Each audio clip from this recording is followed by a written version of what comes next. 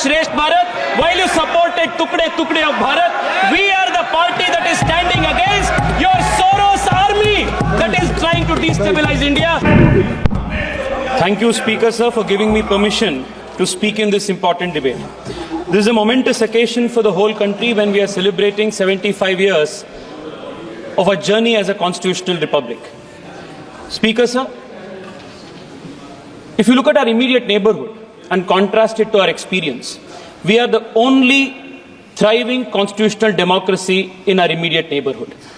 This is the strength of this country and the testament to not only the strength of our constitution, the sublime constitution that our constituent makers gave us, but it is also a testament to the strength of this civilization, this culture that has always placed the values of democracy, the values of freedom of expression, and dharma as the foundation stone of this civilization. Baba Saheb Ambedkar, who played the pivotal role in drafting of this constitution, also acknowledged and appreciated the value of this civilizational culture in democracy and strengthening the democracy in this country. I would only want to take two lines from his very interesting quote.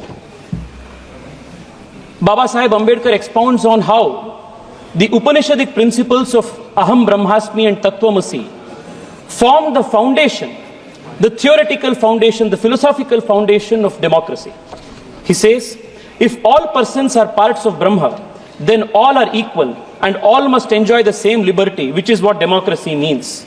Looked at from this point of view, there cannot be a slightest doubt that no doctrine could furnish a stronger foundation for democracy than the doctrine of Brahma.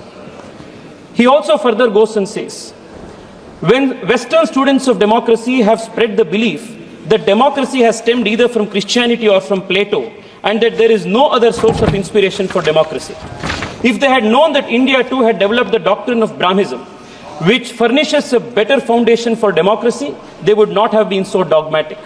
India too must be admitted to have made towards a contribution towards a theoretical foundation for democracy. This is what Baba Saheb Ambedkar says.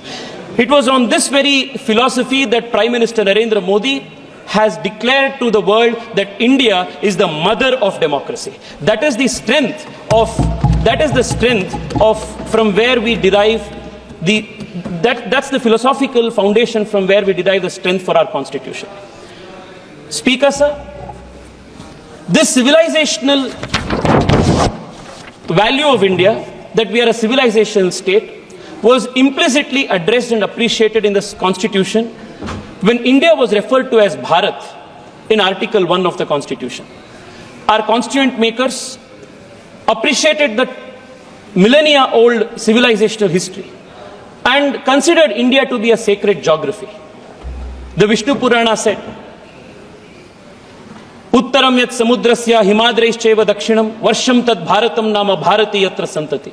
From then, the country was considered a sacred geography. But unfortunately, Speaker Sir, starting from the first Prime Minister in the Congress party, Pandit Nehru, to the communists and the others who followed, India was not considered a sacred geography because they did not have the civilizational worldview that India was a millennia-old state. They approached India as a union of states, more a private jagir, any part of which could be given to anybody at any point in time, ceded, given away, without even at some times following the constitutional process of law. The attack on the constitution by the Congress party started from the very first article, Article 1. I would want to draw the attention of this nation and the House to how a very important, strategically important island in the Pak Strait in the southern part of the country between India and Sri Lanka, the island called Kachativu, was given away to Sri Lanka by the Congress party and the DMK in 1974 without following any due process envisioned in the constitution. Speaker Sir,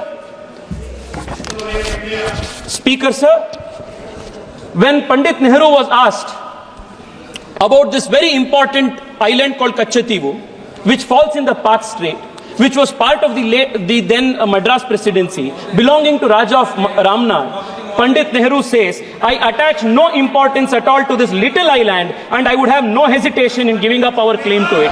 This was Pandit Nehru's position on a very important island. And